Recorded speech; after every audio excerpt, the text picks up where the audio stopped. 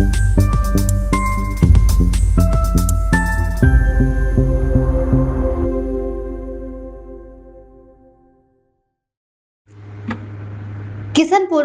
व हाल निवासी mission compounder निवासी संजीव कपूर और उसके पुत्र केशव कपूर के विरुद्ध 12,06,000 रुपए शालीमार टाउनशिप फैजाबाद बेहद में खसरा नंबर 1148 में स्थित जमीन पर कॉलोनी काटकर सपने दिखाते हुए धोखाधड़ी करने लिए गए प्रतिफल को वापस मांगने पर गाली गलौज करने के तहत थाना बेहद में यश मित्तल पुत्र नवीन मित्तल निवासी जनकपुरी सहारनपुर ने मुकदमा दर्ज कराया।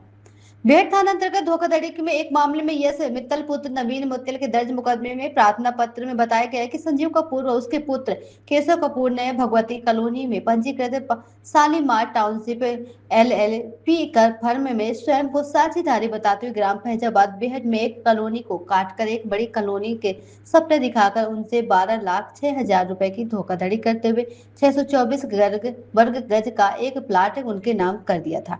दिए गए प्रतिफल व नगद लेनदेन का RTGS के चलते हुए विवाद के बाद प्रार्थी यश मित्तल ने SSP सहारनपुर व थाना बेहद स्तर पर तहरीर दी, जिस पर कोई कार्रवाई नहीं हुई है, जिसके बाद प्रार्थी ने अपर मुख्य न्यायिक मजिस्ट्रेट प्रथम की अदालत में परख पत्र दिया गया, जिस पर न्यायालय के आदेश पर बेहद थाना में मुकदमा पंजीकृत हुआ। पुलिस ने मुकदमा दर्ज कर जांच प्रारंभ कर दी है।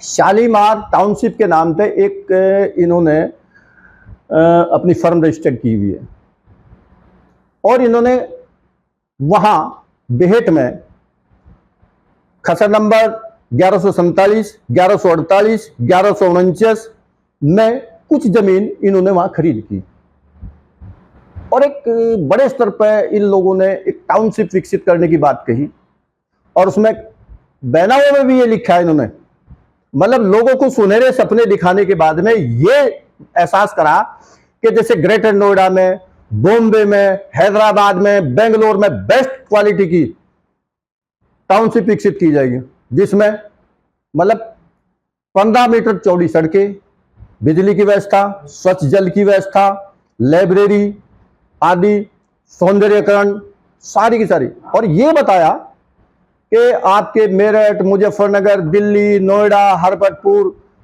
ये इस किस्म के देहरादून के लोग यहां प्लॉट लेंगे और एक अच्छी कॉलोनी विकसित की जाएगी। नवीन मित्तल के पास इनका आना जाना था, ऑलरेडी पहले से था, उठना बैठना था। नवीन मित्तल ने और इसके पापा ने अपनी वाइफ के नाम, आशु मित्तल के नाम, अपने दोनों पुत्र यश और अंश मित्तल के नाम अलग अलग प्लॉट खरीदे, जिनकी कीमत 12,06,000 रुपये थी। और इसने क्या काम करा, उससे संबंधित चेक दे दिए, उनका इंतजाज बैनामों में किया। बाद में इसने क्या काम किया, इसने ये कहा दोनों बाप बेटों ने कि साहब ये जो हमारी फर्म है, इनकम टैक्स का कोई लफड़ा है और ये फर्म नंबर 1 का पैसा हम अपनी फर्म में नहीं दे सकते, ये कहा इन लोगों ने। अब चूंकि आपस में उठना बैठना था, अच्छे संबंध थे, इन्हें कहा अब क्या करें। क्या लगे, इन्होंने कहा कि देखो आपका नंबर 1 का पैसा हम उसमें रख रहे हैं, आपसदारी का उठना बैठना है, आप हमें इस फर्म की बजाय दूसरी फर्म में दे दो पैसा। तो इन्होंने क्या काम किया, आशु मित्तल के, यश मित्तल, वंश मित्तल की जो प्लॉटेड एरिया था 9 लाख रुपए अवध ट्रेडिंग कंपनी में ट्रांसफर करवा लिए, अपनी शालीमार फर्म बना कर आकर अवध ट्रेडिंग कंपनी में ट्रांसफर करा लिए। जो ट्रेडिंग करती है कंपनी, यस, इन्हीं की होगी, इन्हीं के जानकार हैं, कोई इन्हीं के अपने रिश्तेदार होंगे। अब इन लोगों ने तो पैसा देना था, इन लोगों ने पैसा दे दिया, 3,06,000, 3,06,000, 3,06,000 लोगों से इनसे नगद ले लिए। अब ये क्या काम किया, एक के साथ नहीं है, ये करीब 50-60 लोगों के साथ में इस किस्म का फ्रॉड किया गया प्रॉपर्टी को लेकर। यानी आपने एक अच्छी कॉलोनी को डेवलप किया, एक अच्छी कॉलोनी को काट बहुत अच्छा उस पर विकसित की जाएगी, और आपने कुछ नहीं किया, टोटल प्रॉपर्टी सेल कर दी। और ये कह है कि यदि आप लोग यहाँ प्लॉट खरीद दोगे तो आपको अगर आज यहाँ 5 लाख रुपए की आप लगाओगे तो आने वाले 1 साल में इसका 4 गुना रेट मिलेगा। अब लोभ के कारण जो सुनहरे सपने आप लोगों ने दिखाए हैं लोग बाग आज एकांत महसूस करना चाहते हैं, पहाड़ों की तरफ जाना चाहते हैं, चूंकि वो हिल एरिया है। तो आपने सुनहरे सपने दिखाकर लोगों को वो अपना प्लॉट सेल कर दिए, अपना मार्जिन अंदर कर लिया, और अब क्या काम किया, हर एक आदमी के साथ में आपने ऐसा ही किया है। बहुत से वो हैं, मेरी जानकारी में है, जो लोग मेरे पास में पता कर कर आ रहे हैं, मैं उनके बैनर में देख रहा हूं। तो आपने क्या काम किया, आपने वैसे ही वो बैनर उनसे लिया, चेक लिए, उनका इंतराज कर दिया, और इंतराज करने के बाद में या तो किसी दूसरी फर्म में आपने लिया, अपनी फर्म में जो फर्म आप बैनामा जिसके आप अधिकृत स्वामी हैं, अधिकृत हस्ताक्षरी हैं, प्रोपराइटर है, जिसके आधार पर आप बैनामा कर रहे, आपने उस फर्म में पैसा ना लेकर दूसरी फर्मों में पैसा ले लिया, या फिर उन लोगों से नगद कैसे ले लिया। आज उन लोगों को धमकी देते हैं, यदि वो लोग इस बात को कहते हैं कि आप अपनी कॉलोनी को डेवलप कीजिए, विकसित कीजिए, जो जो शर्तें आपने रखी थी उन शर्तों के आधार पर करिए, तो वो कुछ नहीं कर रहे हैं। वो जमीन ऐसी एज इट इज पड़ी है, जंगल पड़ा है। यानी कि प्लॉटिंग देने के नाम पर उनके साथ फ्रॉड हुआ है। और इसी आधार को लेकर जब इन लोगों ने कहा, हरिप्रकाश मित्तल, नवीन मित्तल आज की फैमिली के लिए पढ़े लिखे लड़के हैं, उन्होंने कहा कि हमारे साथ में चीटिंग हुई है। आप उन लोगों ने कहा कि आप ऐसा क्यों कर रहे हैं, या तो आप हमारा मार्जिन के अनुसार पैसा वापस करिए, नहीं तो हम आपके खिलाफ कार्रवाई करेंगे। तो आपने क्या काम किया कि आपके पास ऐसा कोई सबूत नहीं है, आपने प्रतिफल कंसिडरेशन की धनराशि नहीं दी है। यहां देखिए आप कितना बड़ा खेल होता है। कंसिडरेशन, अगर आप ये बैनामा कर रहे हैं और कंसिडरेशन नहीं हुआ, प्रतिफल की धनराशि नहीं दी गई, तो बैनामा का मतलब क्या है? आपकी शुरू से ही मंशा ऐसी थी, आपने घुमा फिरा पूरा खेल सोच समझ के। अब इन लोगों को इस बात की जानकारी नहीं थी, जब फंस गए, उसके बाद में कानूनी कार्रवाई करने के सिवा क्या? हमने इस बात की जिक्र थाना पुलिस से किया, एसएसपी साहब को प्रार्थना पत्र दिए। उसके बाद में हमारे पास एक इशारा था कि हमने माननीय न्यायालय के आदेश से ये 3 मुकदमे दर्ज कराए इनके खिलाफ, और भी मुकदमे दर्ज होंगे इन लोगों के खिलाफ, जिन के खिलाफ अब आज के जो आपका जो एपिसोड है, जो आप सवाल पूछ रहे हैं, इस बात का मैसेज समाज के अंदर जाएगा। जिन लोगों के पास ये जाएगा, ये वीडियो या जाएगी, ये मैसेज जाएगा, तो वो लोग निश्चित तौर से इनके खिलाफ कार्रवाई करेंगे। लगभग कितने लोग होंगे जिनके साथ फ्रॉड किया गया है? देखिए मेरा मानना ये है, अभी तो कम से कम 10 लोग ऐसे होंगे, 10 लोग ऐसे होंगे। ये 5-5 हजार 6-6 हजार गज के बैनामे किए हुए कुछ लोगों के, तो बड़े स्तर का खेल है।